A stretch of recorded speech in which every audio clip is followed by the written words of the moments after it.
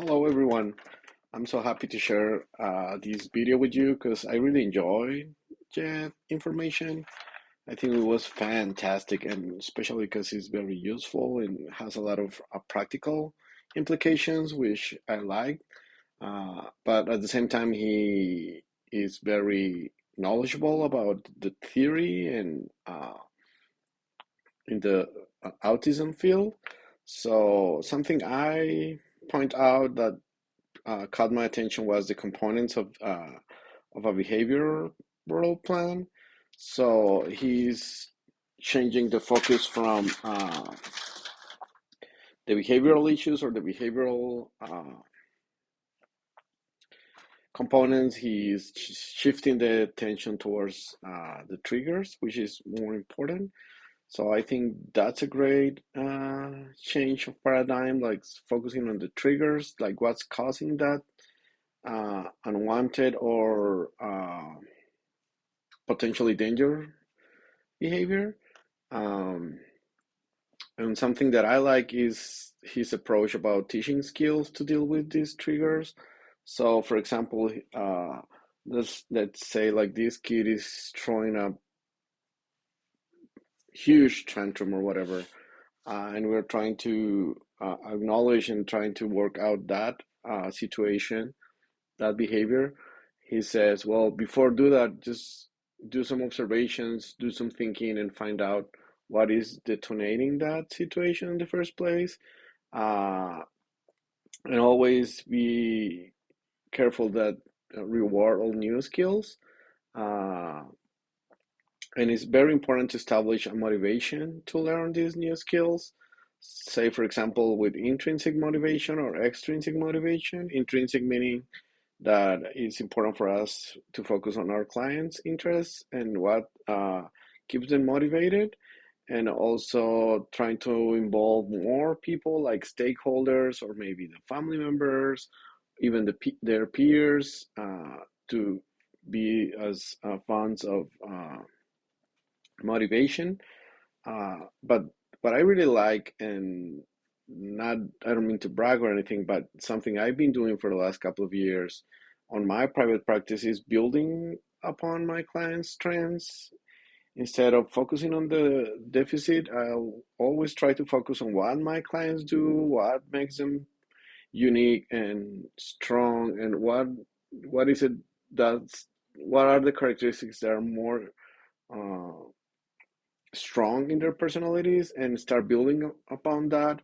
And when it comes to something that is not like a strength, instead of watching it as a deficit, I will say this is just a barrier that gets in the way between all the amazing things you can do, and the things that you don't.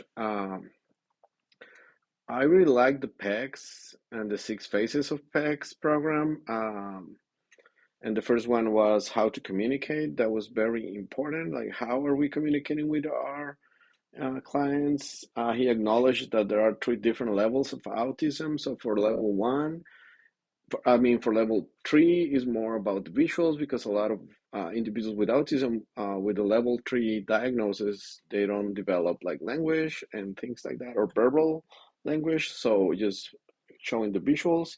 And then on level two, even though these individuals may develop some type of language, still they're gonna need like visual prompts and stuff. And then for individuals on the level one, which mostly used to be the Asperger's in the past, DSM four. For these individuals, it's important to tell them the what, like verbally and through verbal language, but also tell them the whys, which I really like that.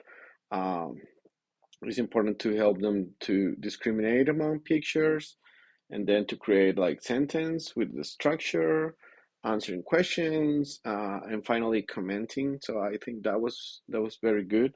I learned more about the early start Denver model.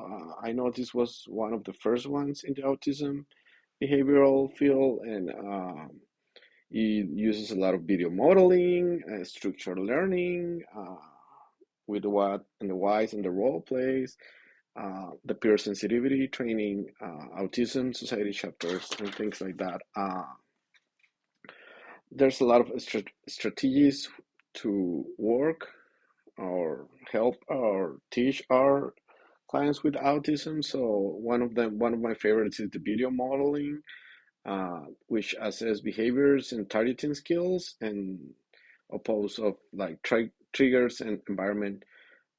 It's always important to acknowledge that there must be a motivation to learn, uh, and we have to select the appropriate way to teach. Like every student learns different, not only students with disabilities or with autism, but every student learns differently. Some of them are more hands-on, some of them are more like a good listeners. I mean, uh, everyone is different, and always aim and do your planning towards generalization, because what uh, an individual with autism learn on Monday, it may not be true on Thursday. So just always aim for generalization.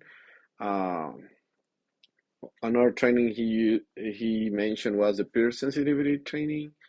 Um, but I guess one of my biggest takeaways from this video was like what to teach on the general side, like what is it that we need to teach, but always personalizing, like for how much effort is costing for a client to be successful or how little, and make a balance, and always train our stakeholders to prioritize a small set of skills, and also to be aware like if this is taking a lot of effort from our client, it might be a huge demotivator, or if it's not taking a lot of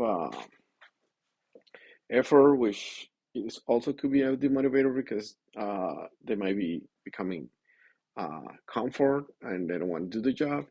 Uh, Always, some of the typical triggers that we need to be aware of are some internal issues like being hungry or tiredness, stuff like that. Also, be aware of the sensory issues and maybe the light, the noise, the textures. Something that is a huge behavioral trigger is the lack of a structure, because individuals with autism really enjoy to have like a schedule and have an order and know what's going to happen. So whenever there's a disrupt on these schedules, it may trigger some behavioral issues. Uh, Sometimes, and this ties really good well with what I just said. Some of the individuals with autism have fears uh, about new situations, either social situations or just new physical environments, changes in their routines and stuff like that. That's also a huge trigger. Uh, Another one is not getting what this individual wants, so they may feel disappointed, and it may end up in a tantrum or in a behavior episode or something. Uh, and another big one, and I know a lot of my clients had this type of trigger, will be the threats to self-esteem. Like they don't do well with losing or criticism. Uh, they don't want their mistakes to be pointed out. And sometimes just unmet wishes for attention, like they want to get out. But this is a very long, interesting video, and I could talk for hours, but I don't want to bore you. But definitely, I'm excited to see what we're gonna keep learning on this. Excellent.